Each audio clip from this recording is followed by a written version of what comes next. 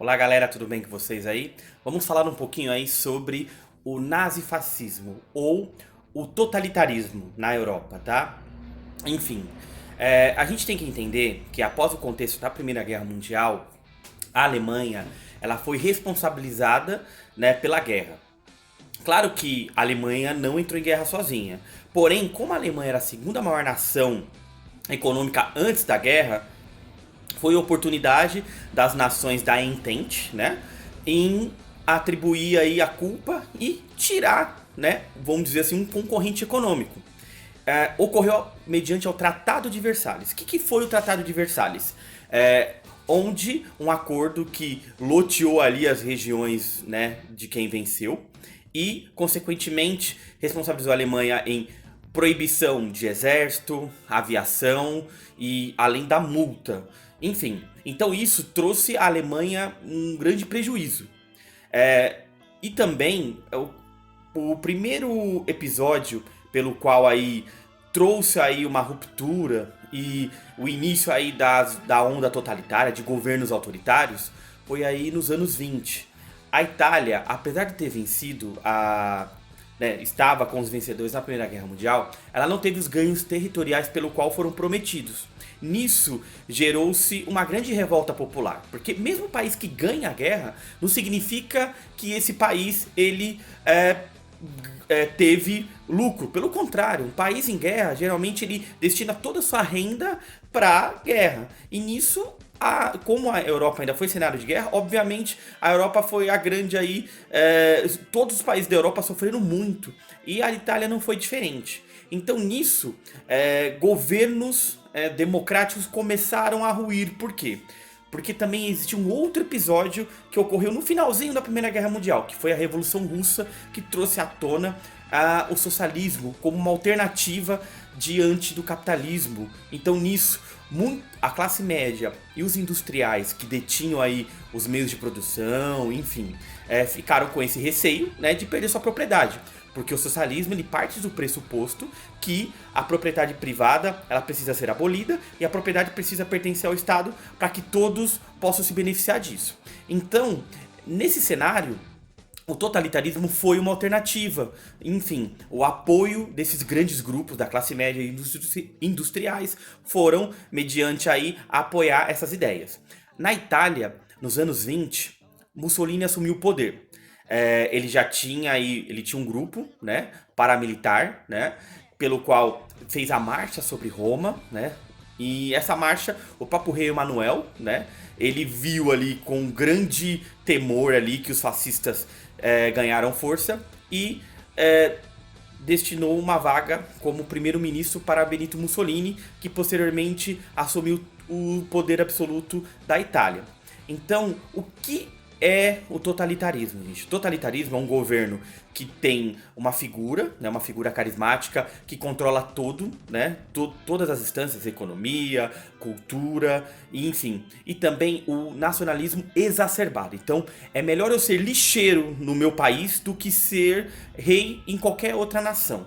Foi assim que as ideias ultranacionalistas. Dentro do fascismo também existe o nazismo. O nazismo é um fascismo. O que tem a mais o nazismo?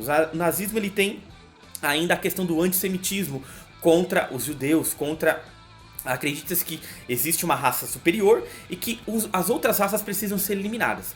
Foi assim a ideia do nazismo, pelo qual Adolf Hitler, austríaco, porém lutou pela Primeira Guerra pela Alemanha, de fato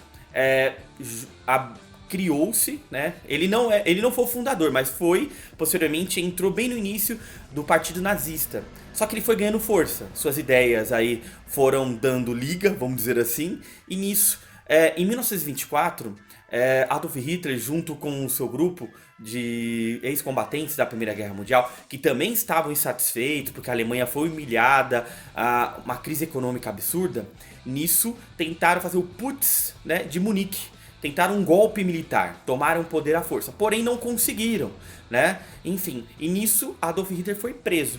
Adolf Hitler sendo preso, ele utilizou esse período, né, vamos dizer assim, que esteve na cadeia e escreveu Mein Kampf, Minha Luta, né, a tradução do alemão, dentro que ele ali foi a bíblia do nazismo, né? Então ali ele defendia o antissemitismo, né, contra os judeus e que precisaria do espaço vital. O que é o espaço vital? Que os alemães precisavam expandir ao máximo possível o território germânico para a construção do Terceiro Reich, né? Pelo qual a Alemanha dominaria o mundo. Então você precisava expandir. E também era contra todas as normas que a Liga das Nações, que é o pai da ONU, vamos dizer assim, que organizava ali as relações entre países, pregando a paz, que a gente viu que não deu certo das Ligas das Nações, senão não teria ocorrido a Segunda Guerra posteriormente. Então, a Alemanha, a princípio, ela estava tudo certo. Adolf Hitler, de qualquer maneira ainda, apesar de ter suas ideias, ele não tinha força política. Porém, em 1929 ocorreu o crash de 29. A Bolsa de Valores dos Estados Unidos quebrou, porque ocorreu uma superprodução, os Estados Unidos produziu muito e, consequentemente, essa superprodução não tinha tanta demanda e muitas empresas faliram e, obviamente, como os Estados Unidos era a principal economia, ele financiava outros países, um deles era a Alemanha. Então, eles começaram, já que eles não tinham dinheiro, começaram a cobrar os seus devedores. Um deles era a Alemanha. E nisso, a Alemanha ficou sem ali um apoio, sem apoio algum. E nisso, ocorreu uma hiperinflação e, consequentemente, uma crise absurda de consumo, de fome. E nisso, as ideias do nazismo, que defendiam o orgulho do povo alemão, começaram a ter sentido para o povo alemão naquele momento, que estava buscando um alento, um salvador, né, diante do desespero. Porém, galera, o que acontece? Em 1933, existia ali Otto Bismarck, né, Otto Bismarck não, Otto Bismarck foi o grande líder ali, lá no neocolonialismo. Vamos citar aqui o Hindenburg, né, que também foi um herói de guerra, tá? Hindenburg, então, ele era presidente e teve as eleições para primeiro-ministro. Tá? E Adolf Hitler ganhou as eleições e o partido nazista já tinha força. Só que esse Hindenburg, um ano depois, ele morreu, né? Ele falecendo, então a vaga de presidente ficou aí sem ninguém. E Adolf Hitler unificou tanto a presidência, tanto o cargo de primeiro-ministro e fechou o Congresso, decretando a ditadura nazista. Foi aí que o nazismo, aí, de fato, dominou o cenário alemão e ocorreu aí a extensão territorial, invadiram Áustria, outros demais países, República Tcheca, Polônia, e foi desses avanços aí, pelo qual viram que a Alemanha estava se expandindo, Inglaterra e França declararam a guerra, né? Aí é um outro cenário para a Segunda Guerra. Para que vocês entendam, gente. Então, todo esse resumo que eu estou dizendo aqui sobre o nazifascismo, que não só existiu na Alemanha e na Itália, também ocorreu na Espanha com o franquismo, em Portugal com o Salazar.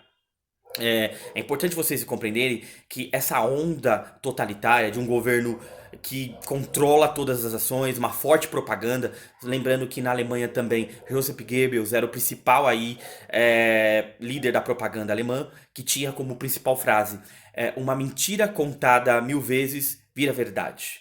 Então, o nazismo ele começou a ganhar força diante das crises econômicas, porque via uma solução prática, rápida. Claro que, de fato, isso tem tudo para dar errado, mas para quem, pensa assim comigo, para quem tá desesperado, qualquer coisa, né? A famosa frase, né? Quando você tá prestes a morrer afogado, rabo de jacaré, tronco, enfim, sou péssimo com os trocadilhos.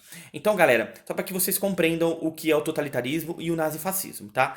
E nisso, não deixem de ler, né, o texto que eu passei, tá? E também o vídeo no YouTube. Aqui é só um resuminho para que vocês tenham uma ideia inicial do que se trata, tá bom? E qualquer dúvida que vocês tiverem, eu vou deixar aqui tanto o meu zap, tanto o meu e-mail, para que vocês também esclareçam dúvidas sobre as atividades avaliativas, tá bom, galera? Tudo de bom aí e quarentena, hein, galera? Se cuidem, tá? Tchau, tchau.